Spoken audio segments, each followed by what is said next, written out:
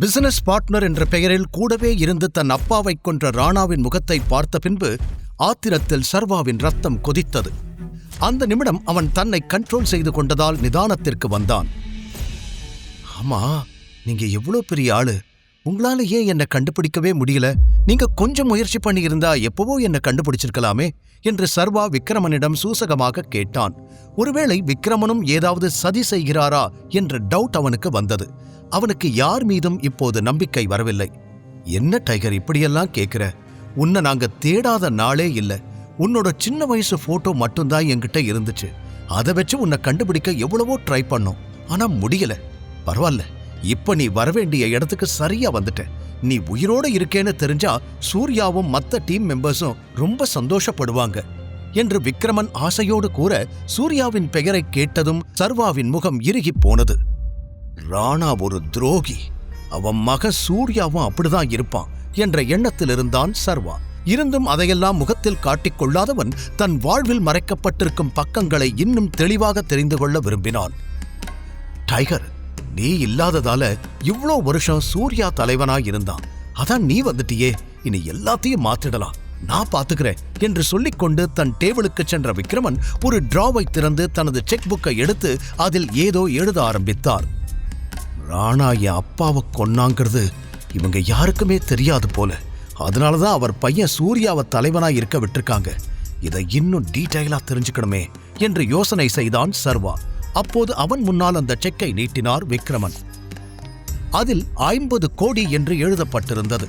சர்வா அதிர்ச்சியோடு அவரை பார்க்க, இதை இப்போதைக்கு வச்சுக்கோ டைகர், நீ மறுபடியும் தலைவனா மாறுற வரைக்கும் இது உன்னோட செலவுக்கு யூஸ்ஃபுல்லா இருக்கும் என்று சொல்லி அதை அவன் கைகளில் தர, சர்வா பதிலேதும் கூறாமல் அதை வாங்கி தனது பாக்கெட்டில் வைத்துக் கொண்டான்.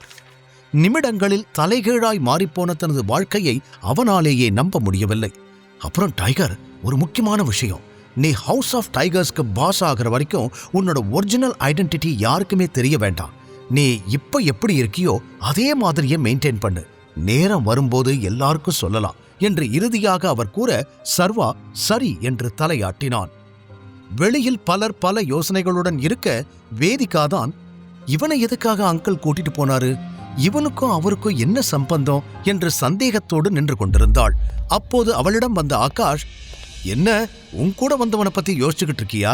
அவனை விக்ரமன் சார் உள்ள கூட்டிட்டு போய் நல்லா அடி வெளுத்துட்டு இருப்பாருன்னு நினைக்கிறேன் என்று கூறி முடிக்க, உடனே தீரஜும் தன் பங்கிற்கு, சரியா சொன்ன ஆகாஷ், அதுக்குதான் தகுதி தராதரம் தெரிஞ்சு பழகணும்னு சொல்றது. இப்ப பாரு, பாவம் அவன் அல்பாயுசுல சாக போறான் என்று நக்கலாக கூறினான். ஏற்கனவே குழப்பத்தில் இருந்த வேதிகாவிற்கு அவர்கள் பேச பேச பயம் இன்னும் அதிகமானது. உண்மையில் சர்வாவை நினைத்து கவலைப்படுவதா இல்லை கண்டுகொள்ளாமல் இருப்பதா என்று அவளுக்கே புரியவில்லை. கண்டிப்பா அவனோட டெட் பாடி தான் வெளியே வரும், எனக்கு சந்தேகமே இல்லை என்று ஆகாஷ் இறுதியாக சொல்லி முடிக்க, 2 பேரும் வாய மூடுறீங்களா? நீங்க சொல்ற மாதிரி எல்லாம் எதுவும் நடக்காது, உங்க வேலை என்னவோ அதை மட்டும் பாருங்க என்று பற்களை கடித்துக் கொண்டு கூறினாள். இவர்கள் இவ்வாறு பேசிக்கொண்டிருக்கும் போது சர்வா மற்றும் விக்ரமன் இருவரும் கெத்தாக வெளியே வந்தனர். போனபடியே சர்வா திரும்பி வந்திருக்க, வாட் இஸ் திஸ்? உள்ள கூட்டிட்டு போனவரு எப்படியே இவன் கைய காலையாவது உடைச்சிருப்பாருன்னு நினைச்சா அப்படியே கூட்டிட்டு வராரு என்று ஆகாஷ் சந்தேகமாக கேட்டுக்கொண்டிருக்க, தீரஜ் பார்வை முழுவதும் விக்ரமன் மீது இருந்தது. அவர் முகத்தில் 1000 வாட்ஸ் பல்பு எரிவது போல அத்தனை பொலிவு. ஏதோ தப்பாயிருக்கே என்று தீரஜ் யோசனை செய்த நேரம், அட்டென்ஷன் எவ்ரிவான் என்று கூட்டத்தின் கவனத்தை தன் பக்கம் திருப்பினார் விக்ரமன். மீட் சர்வா, ஐ மீன் சர்வேஸ்வரன், என் ஃப்ரெண்டோட என உற்சாகமாய் ஆரம்பித்தவர் தடுமாறிவிட்டு, என்னோட எக்ஸ் டிரைவரோட ஒரே பையன், ரொம்ப ரொம்ப டேலண்டட் என அங்கிருந்த அனைவருக்கும் இன்ட்ரடியூஸ் செய்து வைத்தார். வேதிகா ஆச்சரியமாக பார்த்தாள். அடுத்து அவர் என்ன பேசப் போகிறார் என்பதிலேயே அங்கிருந்த அனைவரது கவனமும் இருந்தது. ஆனால் அதற்கு மேல் எந்த டீடைல்ஸும் சொல்லாதவர், எல்லாரும் பார்ட்டியை என்ஜாய் பண்ணுங்க என்று பார்ட்டியை கவனிக்க ஆரம்பித்தார். ஒரு டிரைவர் பையனுக்கு எதுக்கு இவ்ளோ இம்பார்ட்டன்ஸ்? என்னவோ பெரிய ஆளை இன்ட்ரடியூஸ் பண்ற மாதிரி சொல்லிட்டு போறாரு என்று ஆகாஷ் கேட்க, தீரஜுக்கும் கூட அதே சந்தேகம் இருந்தது. ஆனால் சர்வா இவர்கள் இருவரையும் கண்டுகொள்ளவே இல்லை. அவன் மனம் முழுவதும் அவன் அப்பாவை பற்றியும் ராணா செய்த துரோகத்தை பற்றியும் மட்டுமே சிந்தித்துக் கொண்டிருந்தது. உன்னை உள்ள கூட்டிட்டு போய் விக்ரமன் சார் என்ன பேசினாரு என்று கேட்டபடி அருகில் வந்தான் ஆகாஷ். அவனை நிமிர்ந்து பார்த்த சர்வா, உன்ன மாதிரி லூசு பையன் எவனாவது வந்து கேள்வி கேட்டா பதில் சொல்லாதேன்னு சொல்றதுக்காக தான் கூட்டிட்டு போனாரு என்று பட்டென கூறினான். அதில் கடுப்பாகிய ஆகாஷ், இந்த திமிருக்கு ஒன்னும் குறைச்சல் இல்ல, கண்டிப்பா ஒரு நாள் நீ அனுபவிப்படா என்று கூறிவிட்டு அங்கிருந்து நகர சர்வா அதையெல்லாம் மதிக்கவே இல்லை. அவனது எண்ணங்கள் வேறு எங்கோ இருக்க அதற்கு பிறகு அவனும் வேதிகாவும் பெரிதாக பேசிக்கொள்ளவில்லை. பார்ட்டி முடிந்து சர்வா வேதிகாவின் காரில் ஏறி, ஓகே ஃபர்ஸ்ட் ஏன் வீட்டுக்கு போங்க என்றான். உடனே வேதிகா, ஏய் தாத்தா உன்னை பார்ட்டிக்கு கூட்டிட்டு மட்டும்தான் வர சொன்னாரு, திரும்பிலாம் டிராப் பண்ண முடியாது. நீயே இப்படி இருக்கேனா உன் வீடு எந்த லட்சணத்துல இருக்குமோ அதெல்லாம் என்னால பார்க்க முடியாது. நீ ஏதாவது கால் டாக்ஸி இல்ல ஆட்டோ பிடிச்சு போ என்று முகத்தை சுளித்தபடி கூறினாள்.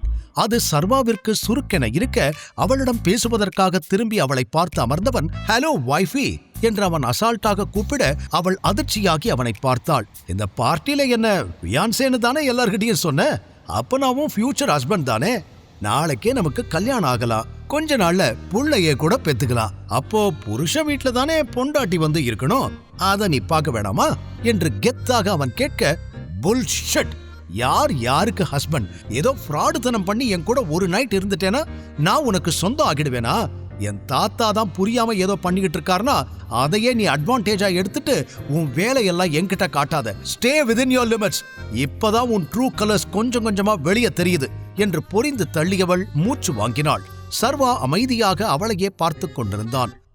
ஒரே நைட்ல என் வாழ்க்கையவே கெடுத்துட்டு இப்ப லாஜிக் பேசுறியா? முதல்ல நேத்து நைட் எப்படி என் ரூம்குள்ள வந்த அத சொல்லு என்று அவள் கோபத்தில் கேட்க, அதே கேள்விய நான் உன்கிட்ட கேட்கிறேன், நீதான் என்ன உன் ரூமுக்கு கூட்டிட்டு வந்தியா என்றான் சர்வா அவளை நேருக்கு நேர் பார்த்து.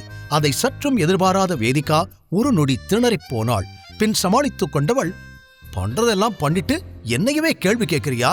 உன்கிட்ட பேசுறதுக்கெல்லாம் எனக்கு டைம் இல்ல.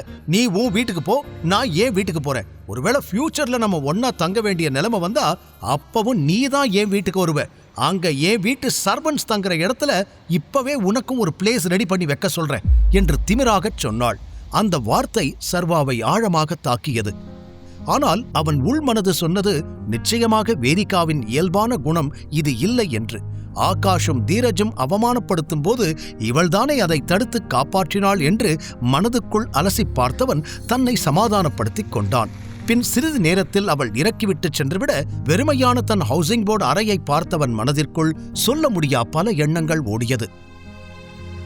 அடுத்த நாளும் வழக்கம் போல கனவு கண்டு தூக்கத்தில் அடித்து பிடித்து எழுந்தான் சர்வா. வழக்கமாக தன்னை சமாதானப்படுத்திக் கொள்வதில் அவனுக்கு பல சிரமங்கள் இருக்கும். ஆனால் நேற்று விக்ரமனை சந்தித்த பிறகு பாரங்கள் பாதியாக குறைந்திருக்க, அப்பா, நீங்க உருவாக்குன சாம்ராஜ்யம் அப்படியே இருக்கு, அதை என் கைக்கு கொண்டு வரணும். நீங்க ஆசைப்பட்டபடி டைகரா நான் மாறுவேன்பா, இனி அதுதான் என் கோல் என்று தனக்குத்தானே சொல்லிக் கொண்டவன் எழுந்து கிளம்ப ஆரம்பித்தான். அப்போது அவனுக்கு ஒரு அழைப்பு வந்தது. நான் அதிகமான், வேதிகாவோட தாத்தா பேசுறேன். நீ இன்னும் 1 hourல ரெஜிஸ்டர் ஆபீஸ்ல இருக்கணும், புரியுதா? நீ வரல, உன்னை எப்படி வர வைக்கணும்னு எனக்கு தெரியும் என்று கோபமாக சொல்லி அழைப்பை துண்டித்தார். வான்னு சொன்னாலே நான் வரப்போறேன், எதுக்கு இவர் இவ்வளோ எனர்ஜியை வேஸ்ட் பண்றாருன்னு தெரியலையே என்று நினைத்துக் கொண்டவன் கிளம்பினான். ஏற்கனவே இனி வேதிகாவும் அவளது குடும்பத்தினரும் என்ன சொன்னாலும் அதை அப்படியே கேட்க வேண்டும் என முடிவெடுத்து விட்டதால் இதெல்லாம் ஒரு விஷயமாகவே அவனுக்கு தெரியவில்லை. ரெஜிஸ்டர் ஆபீஸில் அதியமான், வேதிகா, தீரஜ் மூவர் மட்டுமே இருக்க சர்வா அங்கு சென்றான். ஃபார்மாலிட்டிஸ் எல்லாம் முடிச்சாச்சு, கையெழுத்து மட்டும் போடு என்று தீரஜ் கூற பதில் எதுவும் பேசாமல் அவர்கள் காட்டிய இடத்தில் கையெழுத்து போட்டான். வேதிகா அவனை எரிச்சலோடு பார்த்தாள். பின் அவளும் கையெழுத்து போட, என்ன கல்யாணம்னு சொன்னாங்க, இவ்வளோ சிம்பிளா பண்ணிட்டாங்க, பொண்ணோட அப்பா அம்மா கூட வரலையே, இவ என்ன டெஸ்ட் டியூப் பேபியா என்று சம்பந்தமில்லாமல் அவன் சிந்தித்துக் கொண்டிருந்தான். இது மட்டும் அவளுக்கு தெரிந்திருந்தால் அங்கேயே அவனை துரத்தி துரத்தி அடித்திருப்பாள். டாக்குமெண்ட்ஸை சரிபார்த்த ரெஜிஸ்டர், எல்லாம் ஓகே சார், இன்னும் 1 வீக்ல மேரேஜ் சர்டிபிகேட் ஆன்லைன்ல எடுத்துக்கலாம் என்று சொல்ல அங்கிருந்து வெளியே வந்த அதியமான், இன்னையிலிருந்து நீங்க 2 பேரும் லீகலா ஹஸ்பண்ட் அண்ட் வைஃப், இனிமேலாவது ஒழுக்கமா இருங்க என்று இருவரையும் பார்த்து சொன்னவர், சீக்கிரமா இவனை நம்ம வீட்டுக்கு கூட்டிட்டு வர வழிய பாரு, தீரஜ் போகலாம் என்று வேதிகாவிடம் சொல்லிவிட்டு தன் காரில் ஏறி சென்று விட்டார். அவனை திரும்பி ஒரு லுக் விட்ட வேதிகாவும் எதுவும் சொல்லாமல் அங்கிருந்து கிளம்பிவிட, என்னடா நடக்குதுங்க? மஞ்சள் தண்ணி ஊத்தி ஆட்டை வெட்டுற மாதிரி வர சொன்னாங்க, கையெழுத்து போட சொன்னாங்க, கல்யாணம் முடிஞ்சிடுச்சுன்னு எல்லாரும் கிளம்பி போயிட்டாங்க. டெலிவரி பாயா இருந்த எனக்கு இப்படி ஒரு இன்ஸ்டன்ட் மேரேஜ் நடக்கும்னு கனவுல கூட நினைச்சு பார்த்தது இல்லையே. என்னவோ போடா, இன்னும் என் வாழ்க்கையில நான் என்னென்னலாம் பார்க்கணுமோ என்று தனக்குள் புலம்பியவன் அங்கிருந்து கிளம்பினான். பின் அடுத்த அரை மணி நேரத்தில் தான் டெலிவரி பாயாக வேலை செய்யும் ஆபீஸுக்கு வந்து சேர்ந்தான். அவன் காரிடாரில் நடந்து கொண்டிருந்த நேரம், ஹலோ பிஸி டெலிவரி பாய் என்று பின்னால் இருந்து ஹரீஷ் கத்தும் சத்தம் கேட்டது. ஹரீஷும் அவனோடுதான் வேலை செய்கிறான். ஆனால் அவனுக்கு வேலை செய்வதை விட சர்வாவை மட்டம் தட்டி பேசுவதுதான் ரொம்ப பிடிக்கும். எனவே என்ன விஷயம்னு சொல்லு என்று பேச்சை கத்தரித்தான் சர்வா. பாஸ் உன்னை கூப்பிடுறாரு, நேத்து இன்ஃபார்ம் பண்ணாம வேலைக்கு லீவ் போட்டுட்ட, அப்புறம் இன்னைக்கும் லேட்டு என்று சொல்ல தன் பாஸின் கேபினுக்கு சென்ற சர்வா, குட் மார்னிங் சார் என்று சொல்ல அவனுக்கு எதிரே பெரிய தொப்பையோடும் சொட்டை தலையோடும் அமர்ந்திருந்த அவன் பாஸ் சர்வாவை ஏளனமாக பார்த்தார்.